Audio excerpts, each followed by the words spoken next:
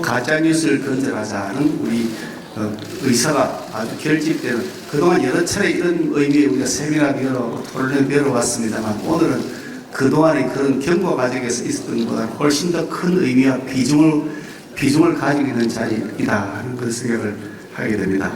그러다 보니까 언론인들 여기 많이 와 계시고, 또 우리 이동관 위원장께서도 바쁘신 일정을 쪼개서 이렇게 와 계시는데 그만큼 중요한 현안이기 때문이 아닐까 하는 생각을 합니다.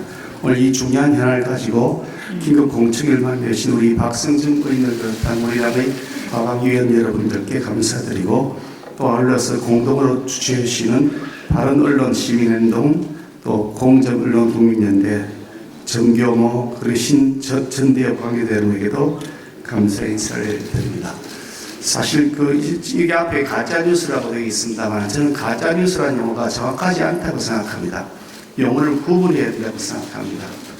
경과실에 의한 가짜뉴스가 있고, 중과실에 의한 가짜뉴스가 있고, 미필적 고의에 의한 가짜뉴스가 있고, 자기적 고의에 의한 가짜뉴스가 있을 수 있습니다. 단계별로 전부 굉장히 그 가벌성이 천차만별로 달라져야 되는데, 아주 자기적이고 고의적으로 계획적으로 한 가짜뉴스를 경과실에 한 가짜뉴스인 것처럼 치부하면서 계속해서 엉뚱한 논점을 흐리는 논쟁들이 일어나고 있기 때문에 저는 그렇다고 생각합니다. 그래서 가짜뉴스와 조작뉴스는 명확하게 다른 것이고, 구분해서 그에 대한 조치가 이루어진다라고 저는 그런 생각을 가지고 있는 사람입니다.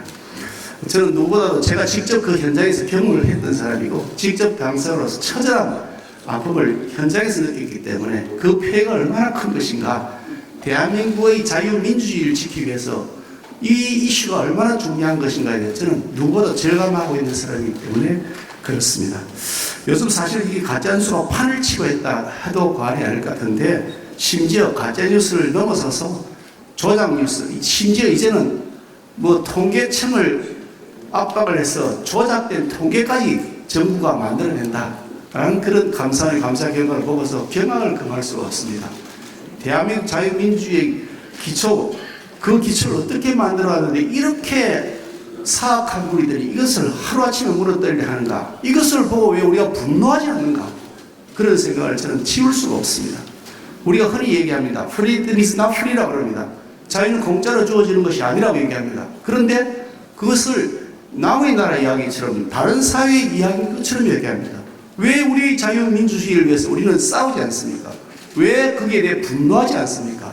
저는 그런 점들에 대한 확고한 소신과 철학을 우리가 가지고 무장을 해야 된다. 그래야 대한민국의 자유 언론이 보장되고, 언론의 자유가 확실하게 지켜지고 존중받고, 그래서 언론에 종사하는 것 자체가 누구로부터도 존중받는 그런 사회를 만들 수 있다. 저는 그런 생각을 가지고 있습니다. 2002년도에 대선 당시에 김대엽이라는 사람이 뭐 가짜 병풍 조작했던 거 징역 얼마 받을 줄 아십니까? 1년 10개월 받았어요. 1년 10개월.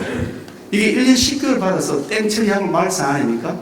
말이 안 되는 거 아니겠습니까? 대한민국의 대통령 선거 결과를 뒤집어 버렸는데 그걸 1년 10개월 받고 만다고요? 그런데 왜 우리는 분노하지 않냐는 겁니다. 이번에 또 들통난 사건이 있습니다. 조작된 뉴스 만들어냈지 않습니까? 가짜뉴스가 아니라 조작뉴스죠.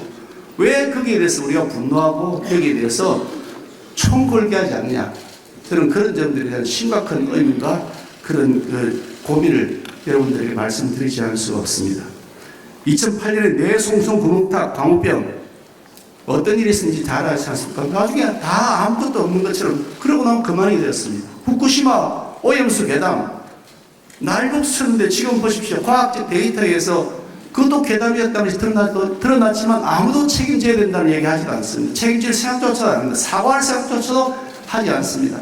후쿠시마 오염수 그 처리된 다음에 방류되면 큰일 난다고 외치던 사람, 알고 보니까 바로 수산 횟집에 가서 회 먹었다고, 잘 먹었다고 글을 썼다면서요.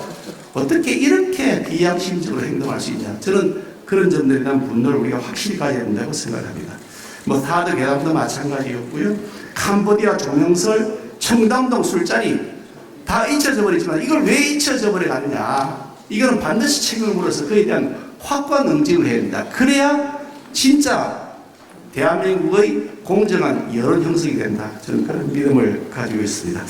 얘기가 조금 길어졌습니다만 어떻든 하여간 지금 내년 총선을 앞두고서 굉장히 걱정이 됩니다. AI, 디지털 이런 것을 이용해 가지고 뭐 굉장히 빠른 속도, 어쩌면 빛의 속도보다 더 빠르게 가짜뉴스, 조작뉴스가 횡행할 것으로 우려된다. 그런 만큼 차제에 이런 일들이 다시는 생기지 않도록 하는 법적, 제도적, 사회 문화적 조치가 반드시 필요하다. 그런 생각을 하고요. 미국의 폭스뉴스가 가짜뉴스를 했다고 해가지고 1조 원 배상금을 물렸다는 것이 남의 나라 일이 아니라 바로 오늘 우리 대한민국에서도 그와 같은 일이 일어난다고 하는 전제가 돼야 진짜 뉴스가 제대로 된 필터링 과정을 거쳐서 국민들에게 제공된다는 확신을 가지고 있습니다. 어쨌든 제 말씀을 이렇게 마무리해서 마치고요. 오늘 귀한 좌장을 맡아주신 우리 박철일 회장님과 발제해 주시는 여러 허엽 이사님 또 조성원 대표님, 신홍균 교수님을 비롯한 여러분들께 감사드리고요. 오늘 주치해 주시는 우리 박성정 의원님을 제가 잘 모시고서 그리고 우리 과방위원들 열심히 잘 모시고서 대한민국에 정말 자유롭고 신뢰할 수 있는 이 여론이 형성될 수 있도록 그렇게 하는데 저희 힘을 다 쏟도록 하겠습니다. 고맙습니다.